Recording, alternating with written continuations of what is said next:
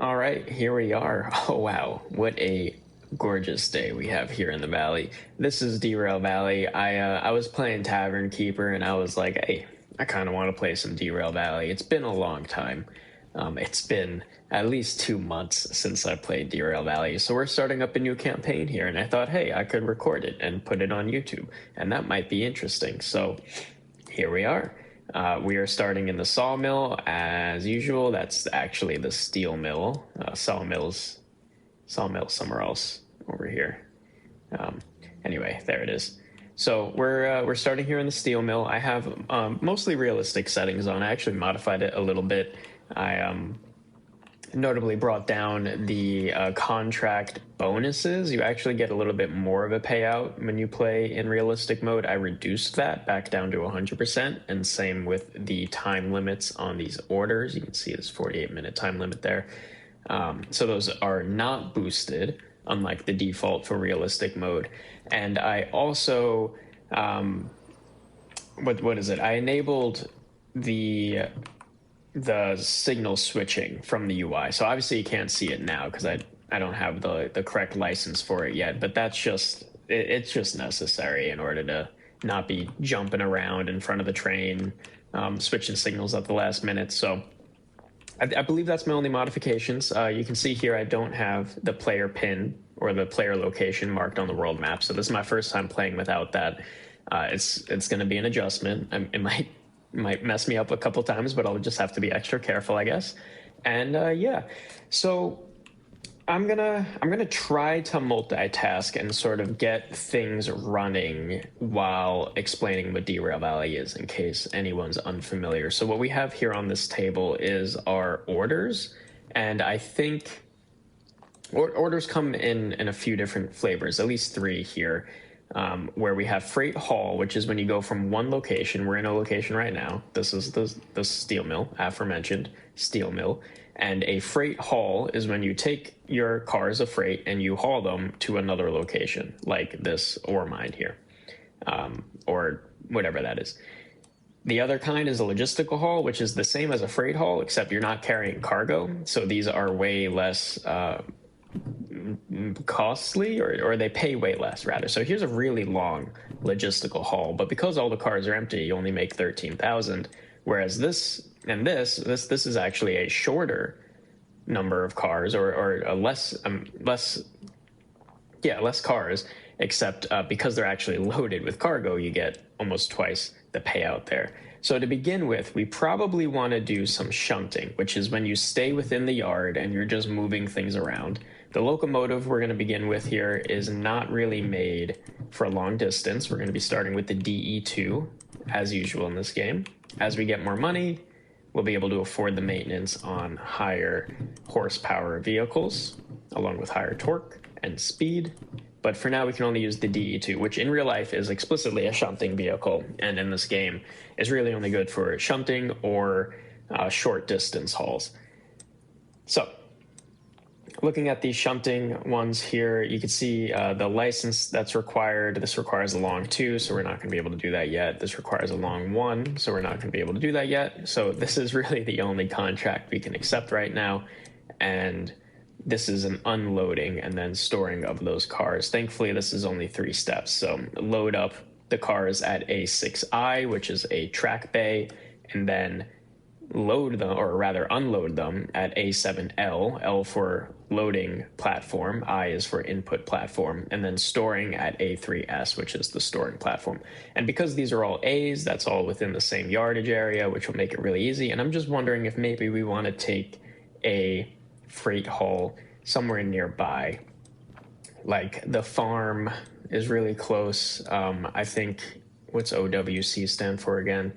That is Oil Well Central would be a really nice one. But because we're in the steel mill, we don't really have a luxury of options, because it should be somewhere. Yeah, here you go. This is the production tree. So we're in steel mill right now, which is SM, and these are the goods it produces. And then you follow that line and it takes you to their destinations, which would be goods factory and metal factory. And we probably could take this to metal factory, 256 tons. If we open up our our vehicle reference, which I don't actually seem to have on me right now. I wonder if that is in our shed. It is not in the shed. So I could go without it for now. I'm pretty sure the DE2 is rated for just 250 tons anyway. Let's go ahead and get started. Let's do the shunting so that we can see how this works. We're gonna go ahead, before we activate the order actually, we're gonna go find the components that we need to complete this order. So that's going to be, as I mentioned, at platform A, or the general area A. We can see this is B that we're at right now. So to find A, we know we're at B. We can open up our station map. Flip the page here. We're going to tab over to Steel Mill. And we are looking at B. B is where we're standing right now. We know that there's nothing behind us, behind where the player's looking. And we know that this home icon is that station. So everything should be behind the station that we need. B is obviously the tracks we're on right now, and then 3, 4, 5, 6, 7, all this is A. So A is just sort of the whole station region as a whole. If it's not part of a specifically subdivided region or area like this platform is, the A's, then it's, the B's, then it's obviously going to be on A. So that means that we're looking at some items over here. I actually happen to remember now that is our loading platforms. Just kidding, that's our storage platforms. One of them at least. And loading is somewhere around here. One other thing we need pretty quick actually is to get a train. So yes, who would have thought? We can press F here and sort of hop around, but because we're in realistic mode, we can't go very far. And I'm going to try to remember where we might be able to pick up a train here. If we look at the map here, you see these two pink icons where trains might be. So that would be over in this direction, actually, by the service area and turntable. And here, actually, we can see a lovely DE6, which there's no way we're going to be able to drive. This will be one of the last things we adopt in our playthrough here. And then here is the DE2. So we do have a license for a DE2, which means we can hop on in here and we can go ahead and turn it on. So electricals on, brake cutout on, brake itself needs to go on. Make sure the independent's off. That's in neutral, and we can start the engine. There we go. So now we're running. I'm gonna lower my volume a little bit. And yeah, we can, with the brake on, give some gas. Just make sure it's running well. That's good. That's good. All right, and now we need to get it onto this turntable. So turntable's fun. You can just push this little bar right here like this. You see the turntable moves. But that's absolutely terrible, so we're just going to use page up and page down on our lovely keyboard here, which will move the turntable. We do have to be mindful, of course, of which way the train is facing when we pull out of here. So I'll get the train onto the turntable, and then I'll speak a little bit more to that. So let's go ahead and close our door. Even though we probably could keep it open, we'll go ahead and put it in gas, take off this, that's our brake, and nudge ourselves forward a little bit here. We should turn off the handbrake also, and there we go, now we're moving. And that's probably enough gas just to get us onto the turntable. There you go, you can hear the wheels going over it, and let's turn off, okay. Let's turn the handbrake because I missed a step somewhere there. Okay, good thing we didn't drive off the turntable. What am I missing? Are my brakes not pressurized yet? Well, we have reservoir pressure.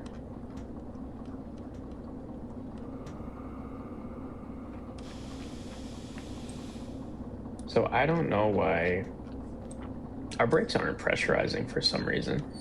Maybe I need to keep that closed. Nope. I'm sure there's something very obvious here that I'm missing. But for now, oh, the reservoir is going up, so maybe it just wasn't pressurized enough. Either way, we have some thinking to do. Let's just make sure we didn't drive off. That's good.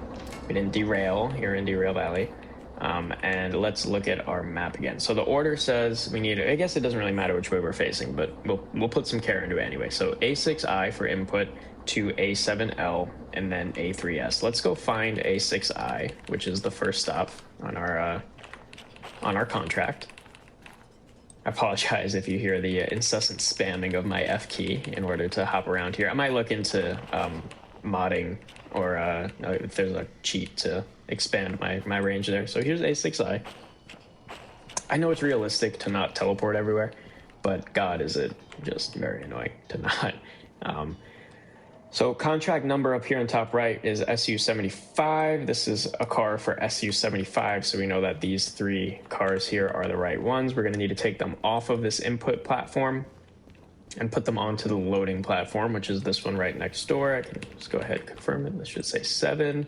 And this is our loading terminal right here as well. We'll use that later. And then once we unload, we'll go to A3S for storage, which is one of these 2 platforms right here. We can see that A3S is completely open, so we won't have any issues loading up our cars there or storing our cars there. This also means that we could just drive the locomotive out facing forward, facing this direction, and we'll just reverse handle all the navigation that we need to. So again, using page up, page down, I'm just going to bring the locomotive over to the output track, exit track, whatever you may call it. Left it running. We do need to pay for gas. So. Actually, maybe we don't if we just return. Anyway, I'll get into that later. Let's see. So we have almost full pressure on our reservoir. I'm curious now. There we go. Okay, now our brakes are pressurizing or depressurizing. I always forget which way it goes on these old locomotives. But what that means is that now gear is forward. We should be able to just pull right on out of here perfectly fine. And we have full pressure in our main reservoir now. Press X to sit, stand up. And so yeah, so we need to go get the cars that are on track A6I, I believe, bring them to A7I. And we also need to remember to activate our contract before we go ahead and start paying for it, or doing the work for it, rather. So I can use T and G here. I'll use these a lot to control my throttle. And I can also use U and J to control the brakes there. You can see them moving up and down without me having to touch them. And that's just the keyboard shortcuts that will save you much time. And what are we looking at? Over there is A6I, so we need to go a little bit further up, get up to that switch there, and then we'll be able to reverse in. So yeah, Derail Valley is basically this. You drive trains. This is the first entry-level train you start with, the DE6. As we complete these contracts, you can see we'll get 4,000 for this one. We'll earn more and more money. With that money, we're going to buy licenses, and those licenses let us do a number of things. First and foremost is they let us carry different kinds of cargo, which is going to be very important to making much more money in the long run. So we're starting with basically no licenses now, which means we can only carry very basic things like scrap metal and ores. And eventually we'll be able to carry things like fragiles and hazmats, like oils and gases, all the way up to military equipment like helicopters and missiles that obviously pay the most. And yeah, so you haul things across this lovely large map that hopefully by 2027, if you follow the development plan for this game, will be an even larger map, and we'll also have a US themed version there. But that's essentially the game in a nutshell. The appeal, I think, is going on those long haul routes, which we're probably not going to be doing on this very first episode here. And I do plan on time-lapsing those very long routes, but we definitely need to get our feet under us first. This train, as I mentioned earlier, is not, or this locomotive is not really made for long haul travel, nor is it made for slamming into cars. So let's make sure we slow down here. And that was a little harder than I liked, because I still had the throttle on. Rookie mistake. We'll hook up this. This is coupling. We'll make sure our brake valves are open so that we can control the cars. And we'll need to turn the e-brake or the handbrake off the e-brake of the car there. So now we can climb back up here, close our door, and go ahead, go into forward drive, turn off our brake, and give it some gas. So we're just going right next door. This is what shunting is. We're just going to take all this scrap metal. We're going to unload it on the platform next door, the track next door. And you can see we're moving way slower here. Now that we have, what is it? 168 tons of cargo behind us, so we can even give it 2 notches of gas there. Yeah. So as you progress in the game, you get more powerful trains, you get more fragile cargo. It is called Derail Valley, so it is also, aside from being a lovely weather simulator, you do have to be mindful of things like wheel slip and engines overheating. That will be a common issue we run into, both of those in particular.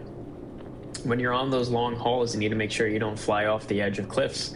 As you can see in the world map, there's an awful lot of windy track here, and many of these are on cliff sides. So you can have some very amusing moments of flying off cliffs. And I'm going to try not to save scum when those things happen, but, I may need to for the sake of the playthrough. But I don't know, we'll see. We can talk about it when the time comes, and hopefully the time never comes. Yeah, that's really the bulk of it.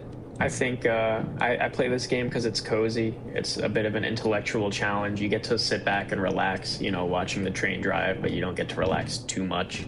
You always have to be mindful of your speed limits and make sure you're not going the wrong way, especially when you don't have your little player location. So we're like over here right now, but we have no indicator of that, obviously, on the world map here. We'll start slowing down here. Cut out all the gas. We're going to watch for the back of the train to clear that, which I think we have. Clear that switch, and then we'll switch it. There we go. We'll throw the train into reverse, and we'll get rid of our brake and go backwards. So obviously we also have inclines we have to contend with. We have declines we have to contend with. All of that impacts your power. If it's raining, you're going to need more power, or at least more traction, more tractive effort. And this all, oh yeah. And the other really fun aspect of this game is the customization. So this train that we're in right now, which is called the DE2, is a rental train. We don't actually own the locomotive. Naturally. So what that means is that we can customize it, right? Like, this game's really cool in that it has all these little widgets that you can install, like a speedometer there, a brake gauge here. You could put like a train length indicator. You could put wheel slip computers, like lots of really cool things. I'll go pop into, actually I don't think we have a store, but eventually we'll be popping into a store, a shop as the game calls it, where I can showcase a small selection of the tools and gadgets that this game has available to you. And then there's a really intuitive and fun little customization mechanic where you literally drill holes into like the dash of your train, and you mount all this equipment in, and you end up with like a really cool dashboard, so to speak, or cockpit maybe is the better term, that's fully unique to you. So if you're getting really tired of you turn around, you're looking back this way to check your speed, and then you're looking over here again, you can just put a speedometer on your rear dashboard, and like it's really fun. That's probably the number one appeal of this game. We also have the museum. So the museum is this train yard that's in one of the settlements like you see here, and you can load up some really old equipment into that train yard, some old locomotives, and you restore them, and then you can add in all those gadgets like I was talking about. But anyway, so I'm pressing U to break the train from outside right now.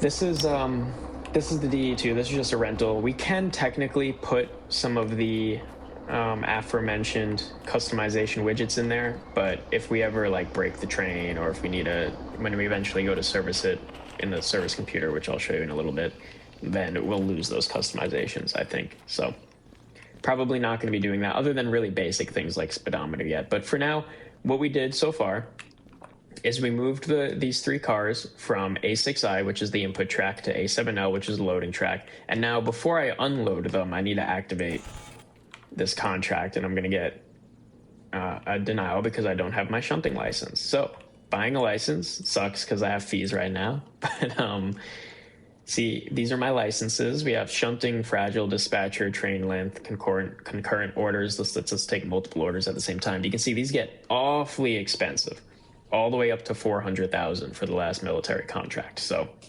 while we have a long way to go, it's not actually going to take us that long to get there. If I wanted to buy the shunting license now, you see a fee's not cleared. So because we're renting this DE6, which is what locomotive D5 is, I need to pay the fees on it, and I only need to pay 100 because that's my copay. You can see I start with $2,000 there. Whoops, confirm. And there, you see vehicle damage. Somehow I damaged it, I guess, when I drove into the cars. I used $200 worth of gas, and I had $350 in emission taxes, which was a total of $600, but I only had to pay 100 because of my copay. And you can view your copay total is 100. So that's just like insurance on the leased vehicles and how much I have to pay. My maximum out-of-pocket payment should I need to make one. So we're going to buy our shunting license here, and then we're probably going to pivot to some cargo, some freight hauling, and then we'll activate our order. So now we have the red binder or the red folder or the red packet, which means it's an active order. And that means that we can go ahead and start unloading these cars. I think if I had attempted to unload them before this, it probably would have let me. And then I would have broken that order. So we're just going to flip over to unload. Unloaded 3 cars, which is good. You do get time bonuses also on your contracts. So you want to do this ahead of time.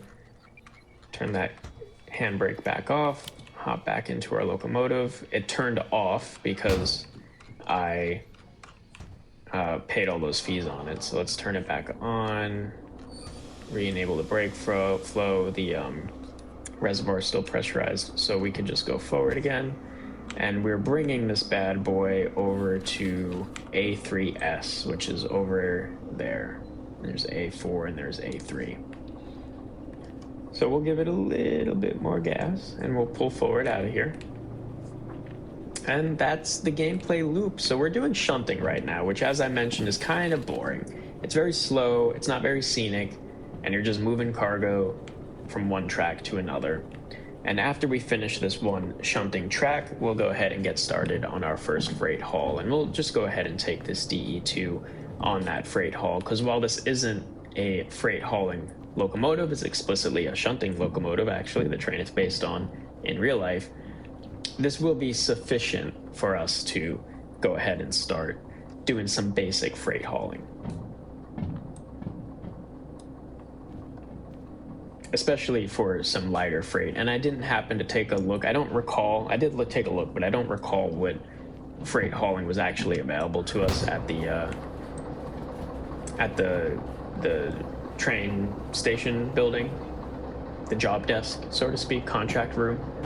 But we'll take another look at that. We can go ahead and stop the train, please. Definitely have passed that. So we're going to flip both of these signals to left. So we need to get into that storage yard, throw the train in reverse, take off the brake, give it some gas. We can go ahead and hop on over to this end of the train. One of the lovely tools that you can buy at the shop, one of the first things we'll buy, actually, other than licenses, will be a remote controller, a remote control operator for the train. So I'll be able to pair it to that locomotive or any locomotive, and that will allow me to control the train remotely. So I'd be able to stand back here on the top of this car like that, and control things like throttle and brake, of course, and gearing and lights even, and sanding. But we don't have that now. I forget how much that thing costs, but it's certainly not cheap. Let's see, we need to go to the storage yard, so we'll flip that to right. If we go left there, we'll end up back on the turntable where we retrieved our locomotive from. And we're going to 3S, which up there is the left track. So we'll flip that switch as well. Okay, now the train's on course for the correct track. I can run back up here. And since I'm not in the cabin, I should probably turn the throttle off. We got up to a nice speed there. We're going about 18 kilometers. I live and breathe America, so I don't know what the hell a kilometer is, but sounds pretty slow to me. Looks pretty slow.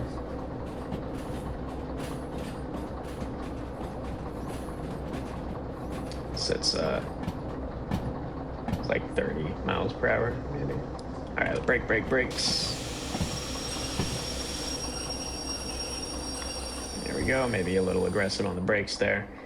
So we'll turn on one of the car's handbrakes, and then with the handbrake on and the car disconnected, it becomes sort of like a static object, separate from our locomotive. So now that we've done that, we can go back over to our station building, rather.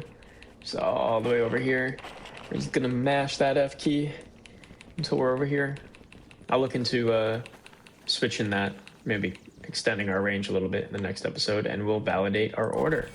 And we'll say, good job, you finished it in 4 minutes. We had 18 minutes, so we're gonna get a little bit of a bonus there. No environmental damage done. Here we go, we made $4,000, and we got $2,000 for doing it in less than 18 minutes. And we don't wanna forget our money, which is why that was screaming at me there. So we spent $100 in fees. We've built up another $100 in fees, right? Because we only have to pay that copay.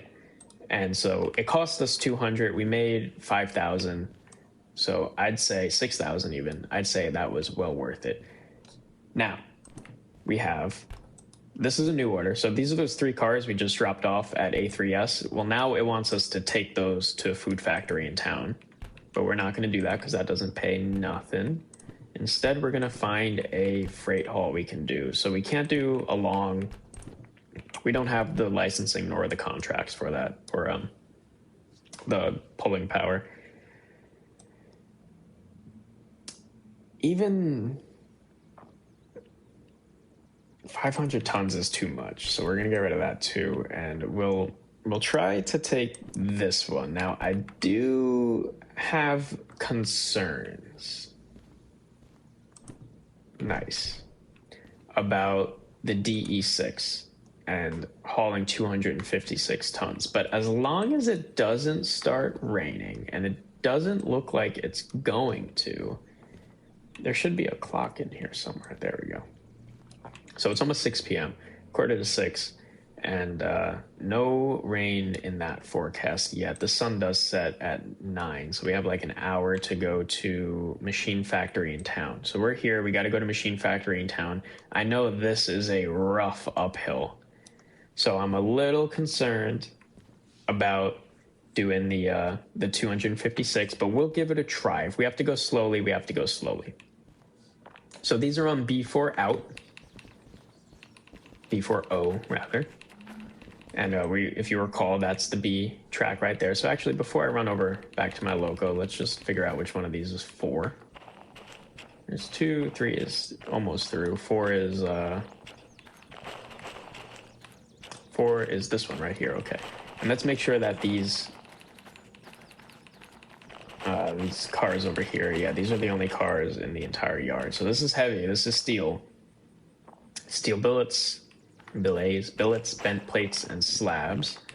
And we'll go ahead and navigate our DE6 over to that track before we accept the contract, just to make sure we're saving as much time as we can, especially if it has some issues hauling up the path to the Machine Factory. So it's also getting a little dark out, which means it might be a good idea to turn on our headlights. Don't know why it turned off. I don't remember turning it off. So lights forward. Turn on our rear lights as well. Let's put no high beams are needed. Turn on the cab fan because it's summer. Even though it's actually winter here. Yeah, I don't know why the train reset. I don't believe I paid my copay, so I don't believe it should have Oh, we still have tank pressure, so let's get going here. And we'll head over to B4O, which is going to be up here. We got to go all the way out. So this compass says that we're facing north right now. If we look at our route map, we're at the steel mill and we're facing north, and we actually need to go south to get to the machine factory, and we can cut through here. So that tells me that we probably should turn this train around.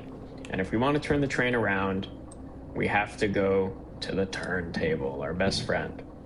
So I'll do that quickly. And maybe that will be a good time for the first time lapse, since you've seen me turn a train around already when we pulled this guy out of the yard.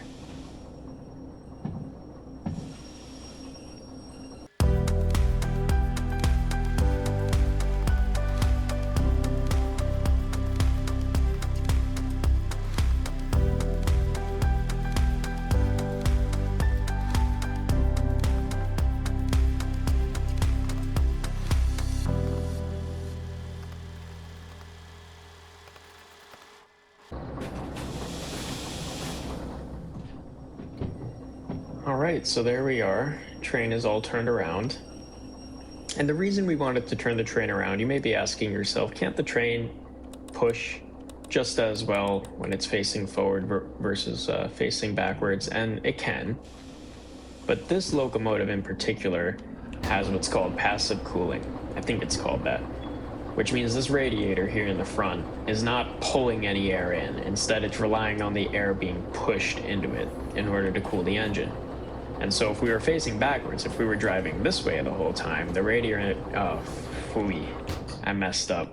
Oh, we're going the wrong way. We're going the wrong way. I was supposed to switch tracks there. Oh, we actually didn't even go far enough backwards. Anyway, yeah, so if we were traveling this way the whole time, well, the radiator's in the front of the train, and so it wouldn't be getting any air forced into it, and so the engine would overheat. That is, if we were carrying any heavy cargo. Obviously, in this case, we have no cargo on the train, so we could drive backwards for days as long as we don't really stress out the engine. But when we have 256 tons of cargo on the back of the train, then you really are going to be relying on that engine cooling almost immediately. And so you want to make sure that you're not driving the wrong way. You want to make sure that your engine is getting the air it needs to breathe. Now, some of the later locomotives that we'll adopt in the game, like the DM3 and the DH4, those locomotives do not have passive cooling. They have, it's either called active or something else. Either way, it's an audible little pump that turns on when the engine starts to overheat and forces air into the radiator, which in which case it doesn't matter which direction the vehicle is traveling in, the radiator will always be able to cool. And so those trains are much more flexible to work with. And since we're driving out of this station, which is Steel Mill, to the south, we want to make sure that we have our radiator, which is here on the front of the locomotive, pointing south.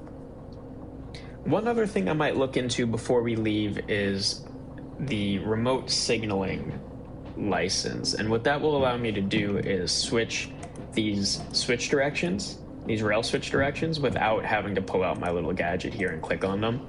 And that's immensely useful because that means I can just look at a map like this and plan out exactly where the train's going to end up going before having to even hit the road or even when we're on the road. And that just makes it way less likely that you're going to end up making the wrong turn somewhere, which can be an incredibly frustrating experience to go through.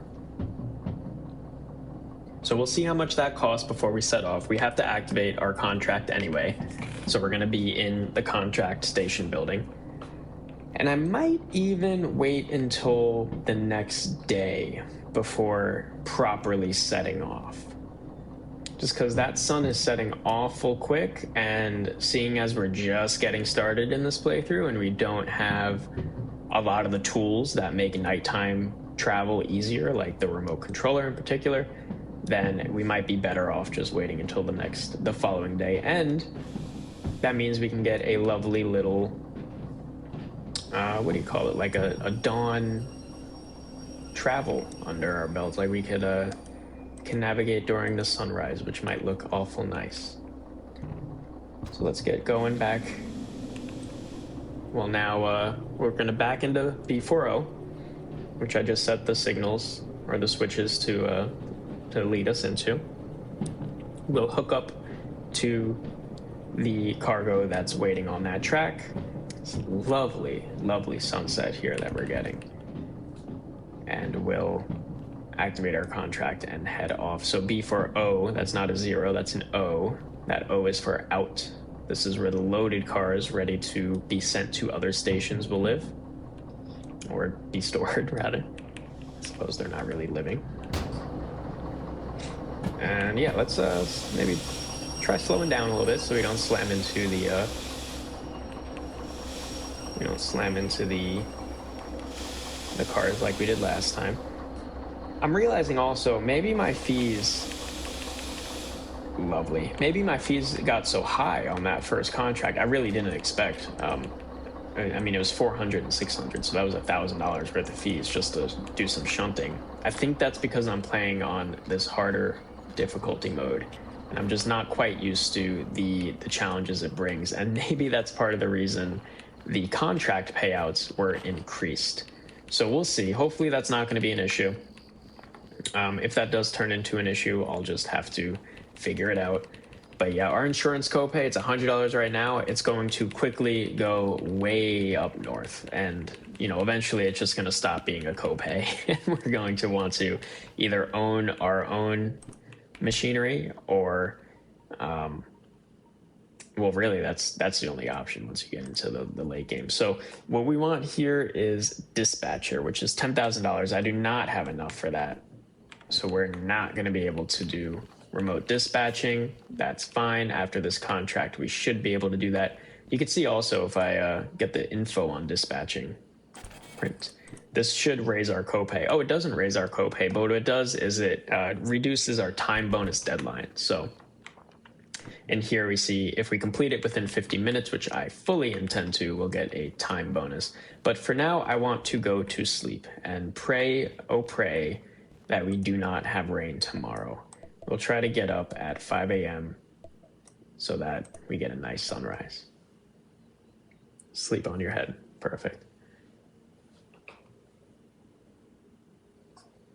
All right, here we are. A little bit dark out still and no clouds in the forecast other than those, which is great. Let's go ahead and activate our contract at the contract activator and then head on our way. So when we get to Machine Factory, we just got to be sure to drop these off at C4I, which is I for input, naturally. Make sure all of the handbrakes are turned off. Someone's gonna have to correct me if this is handbrake or e-brake. I forget the proper term. Either way, it's funny that I call it. Either one of those is funny. Reminds me of like Tokyo Drift. All right, so every time you sleep, the released locomotives reset, so we gotta do all this again. Thankfully, one thing that doesn't reset is the reservoir pressure, so we don't have to wait for all that again. Put it in gas. Where's our... Yeah, so that light's not blinking, which means there's full pressure throughout the train, which means we could head off.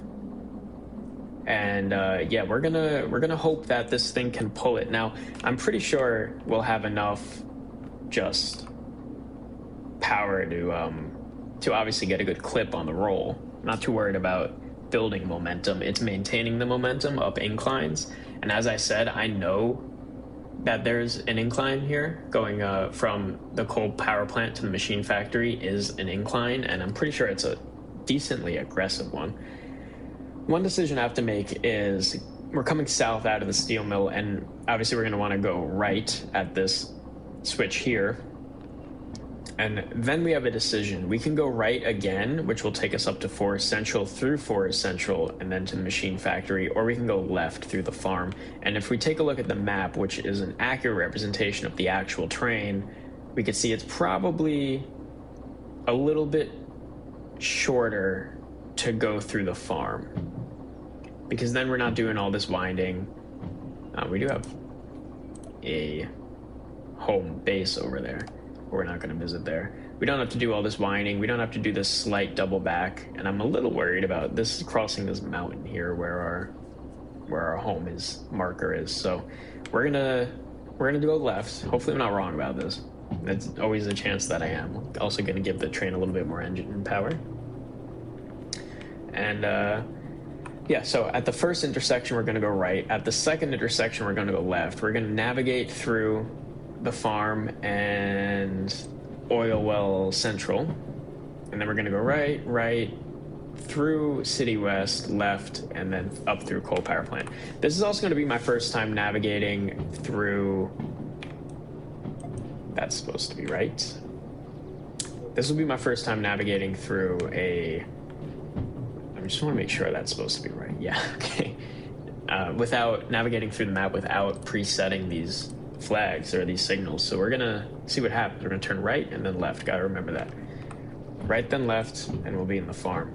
So what's the sign saying? It's saying that the speed limit is 60. You just add a 0 after whatever the number is, and that it's a negative 1.7 degree, I assume, decline, which means we don't need any gas because the train will happily roll down that decline. Let me turn the cabin light on for us too.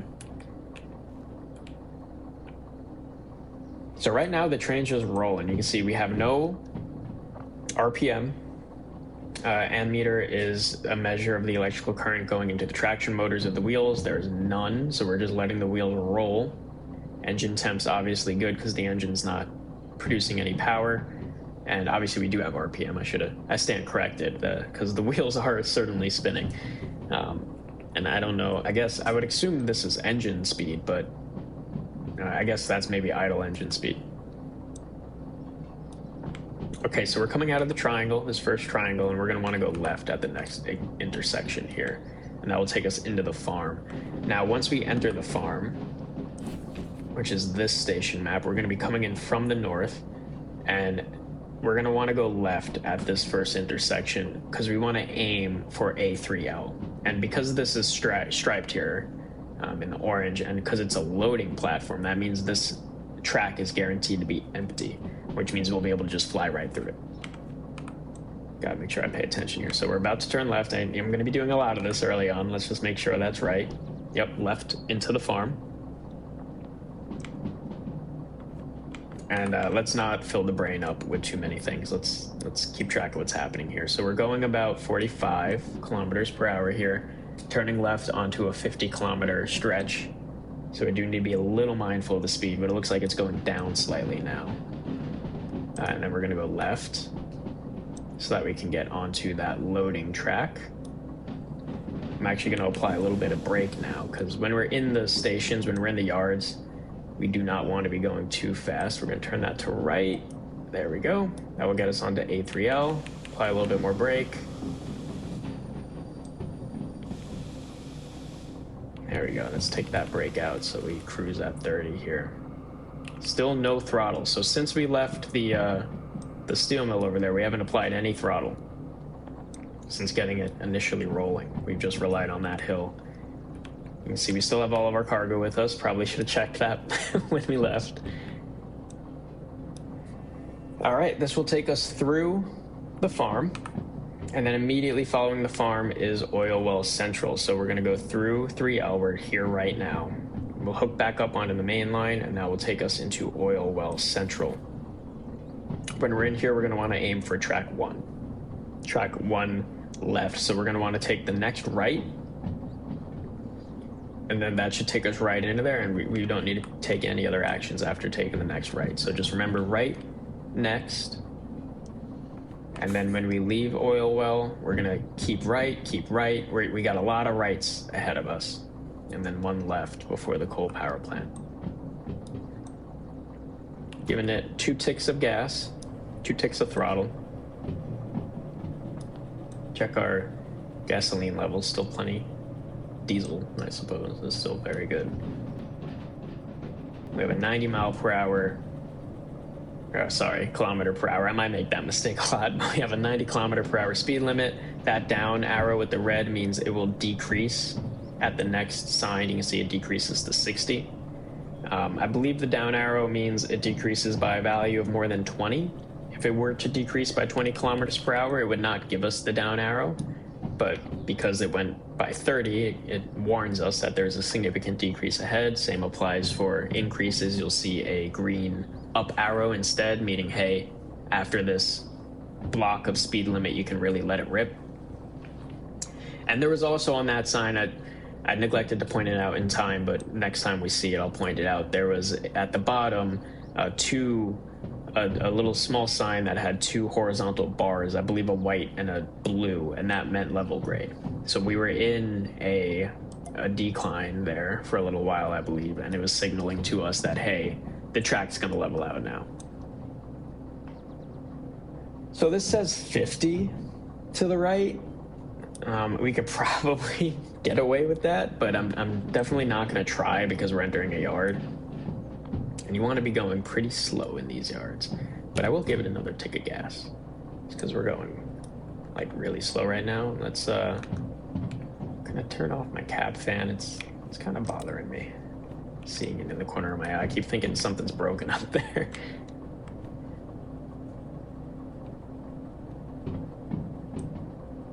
So here you may have seen I'm switching functions of my little telecontroller here. Switch back to switch. All right, now at this point, I'm gonna assume that most people watching the video this late in have a pretty good idea of what this game is and how this game works. So I'm probably gonna cut back a little bit on the explanation of the game until it calls for it, and instead maybe focus on what's actually happening in the game here. Ooh, sorry, just broke my neck straight up. Got a DE6 over there. Can't wait until we're hauling those around. It's a lovely feeling, that. Give it a bit more power here. Pulling out of the yard. I got my remote out because I really don't want to miss a turn. I remember it's right through City West. Then left at coal power plant. Driving through the dirt a little bit here. That's fine. There's the blocks that I was referring to for level terrain, white and blue. All right, now I'm gonna give it a bunch more gas.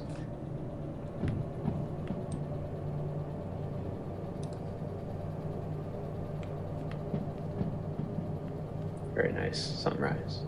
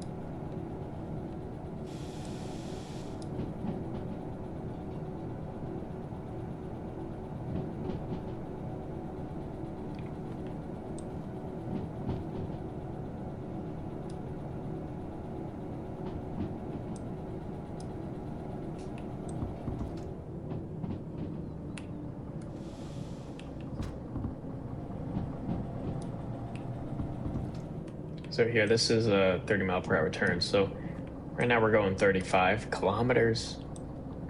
They're kilometers. So we should be fine going 34 over a 30. Really, it's you just don't want to be going over 39. That's where you get the scary zone.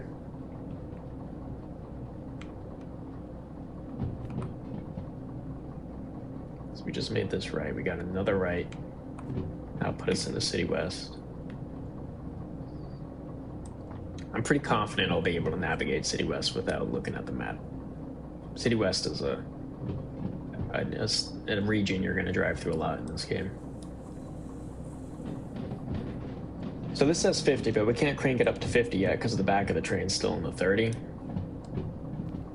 And while the front will be fine, we don't want to derail the back, but we've cleared that now. So I'm going to punch the gas a bit here.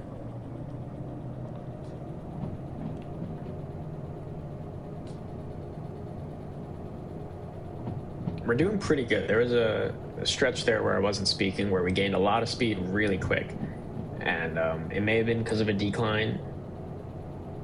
I don't really know. There wasn't a decline sign, if I remember correctly. I'm going to be quiet. I really don't want to miss this. Because I got a bit of a blind corner here, and I don't want to miss the switch. But yeah, I'm hoping that it wasn't just decline and that we actually did have a lot of engine power to pull us along there. Looks like that's going right already. It's another 30 miles per hour, so let's reduce our throttle a little bit. Ideally, to just keep this 36, I think would be good. There's City West. Now in City West, I think, again, you just keep to the right, and we should be okay. Then we have coal power plant, which is kind of a mess to navigate the coal power plant, but it might just be another just keep to the right, actually. Let's see. We're going to be coming in from the south here, yeah, and just keep to the right. We'll be good.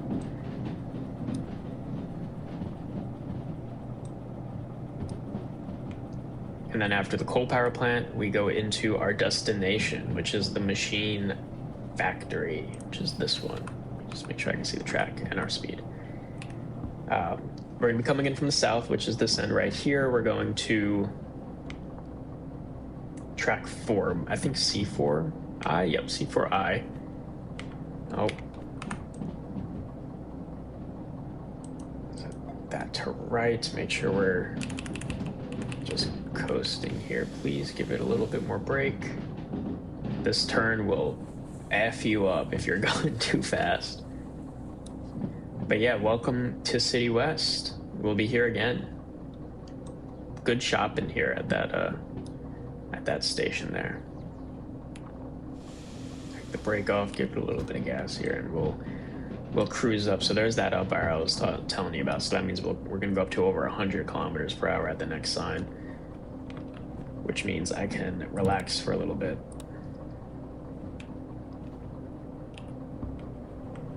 We also are going to start going uphill here. So anyway, back to the machine factory. We're going to C, so we're going to turn right, then left. That will put us into C. And then 4I is the rightmost track when we're coming in from the south here.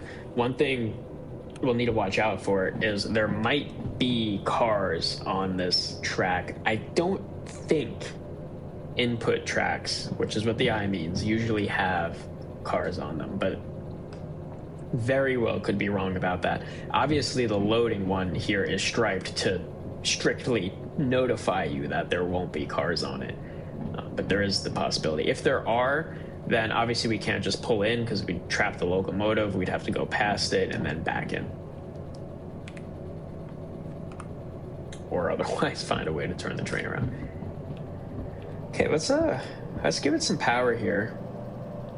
That sign says 120, I think, or 110, so we can really, I mean, we're not going to reach anywhere near there, but we can really crank the throttle at least. Here's our temp starting to go up as we increase our engine RPMs and our ammeters. One thing to bear in mind, this is, as mentioned, a passively cooled engine, which means not only do we need to be moving forward for air to enter the radiator, but we need to be moving forward with speed for enough volume of air to enter the radiator. Otherwise, you know, if we're cranked full throttle and we're only moving 20 kilometers per hour, then we're very likely not feeding the engine enough air to cool it, and we'll be stuck as we overheat. But I do want to keep momentum here. It's very important we ride like the upper bounds of our speed limits, because we will lose a huge amount of that momentum as soon as we pass the coal power plant and we start moving up into the machine factory. So here's the beginning of the inclines, almost a full degree up. Now we have full throttle and our speed is still increasing. I gotta make sure I navigate us to the left upcoming at the next triangle.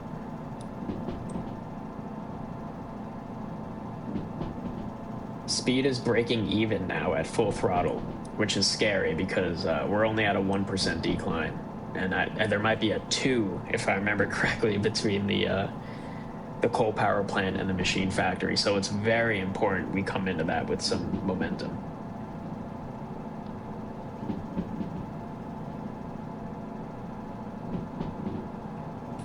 That sign indicates that the junction is ahead, and there it is. See the signal's already flagged to the left, which means I don't need to do anything.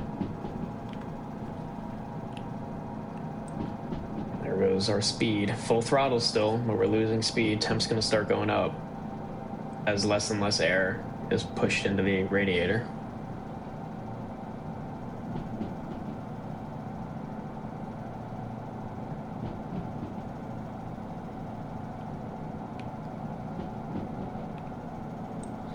And now we're going downhill, so I'm gonna kill all that power. Watch our speed, make sure it doesn't go too far down. There we go, now we're going up. And coast through the coal power plant, which we're gonna hit first. In fact, I'm gonna give it more power right away. We are hitting an incline now, and we got a high speed limit, so we might as well let it rip. Yeah, here's a 1.5%, which is gonna really hurt our momentum. And I do actually think it gets even worse than that once we pass the coal power plant, but hopefully I'm wrong.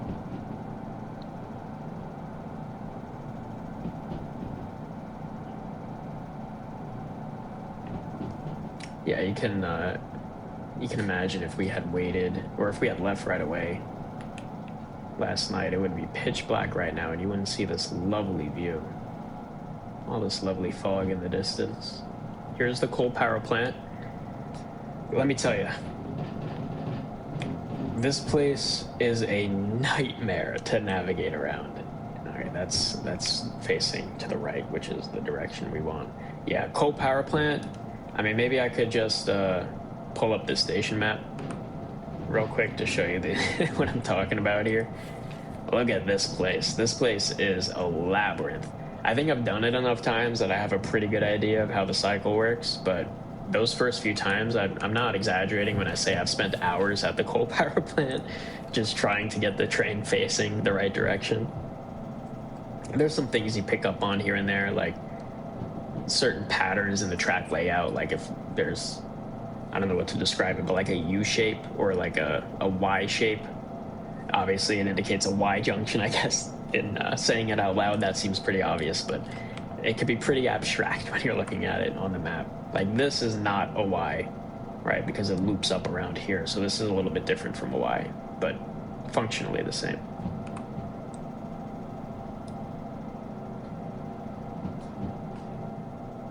Gosh, would you look at that? But yeah, I think we're through the worst. You may have seen there was like a 2+2% over there, maybe a 2.1, and we're keeping plenty of momentum and we're not overheating. We do have full throttle, granted, so I think we'll make it. And the next junction is the entrance to the machine factory, so we're going to go right, left, and then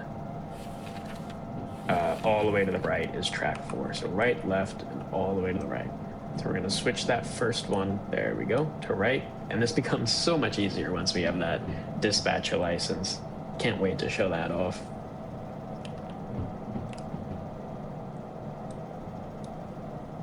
Just checking that we don't have any brake pressure on right now. Okay, so there's our first right.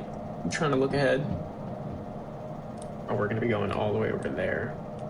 There's our second right, which is already configured correctly. We just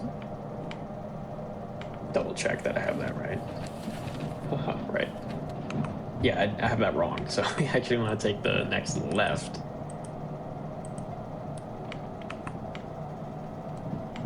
Hopefully someone commented that and gave me some engagement for the algorithm, even though that was totally not on purpose. Let's stop with the full throttle now that we're in the yard, please. Actually apply the brakes pretty aggressively here. Okay, apply the brakes very aggressively here. Okay, so C4I, you can see that track is empty all the way on the right. Oh, come off brakes now. Keep it going. So we can just coast right on into C4I. And how about that? Let's turn off our beams. A little bit more gas there. And we're coming in. That will be our first freight haul completed. That will be the first episode completed, I think. And we'll take a look at two things before we go. We'll pop into the station building, which I think is... Oh gosh, I don't know where it is. It might be over there. There it is, yeah. And we'll also pop into the shop so I could show off some of the gadgets that you can buy.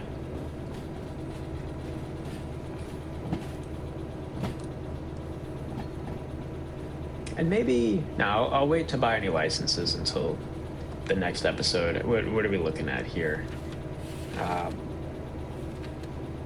11,000 plus maybe we get 6 for the time bonus. Hopefully we can walk away here with like 17,000. And the job will be considered complete once the cars are past that track sign. We're detached. We have the parking brake, e-brake or handbrake. One of those is engaged. And we'll come to a stop here now. And that's it, actually. So, step 1, engage the parking brake. Step 2 is detach the locomotive.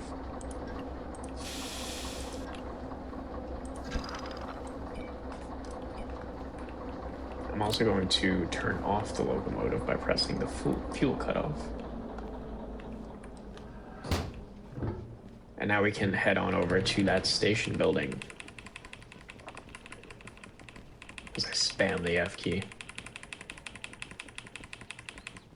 Here we are.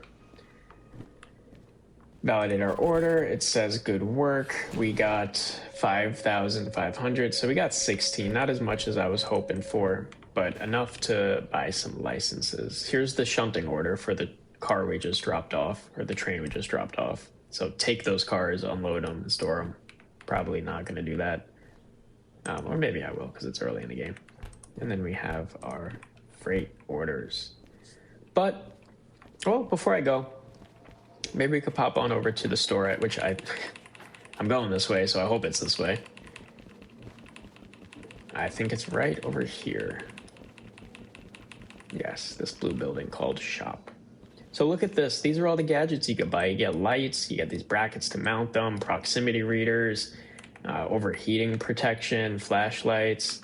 This one's immensely useful to switch setters, so I don't have to use this thing. I can just click a button on my dashboard. Automatic train stops, like lots of really fun little doohickeys in here that we will dive into. We can get super sick high-tech taillights, anti-wheel slip computers. You get the idea.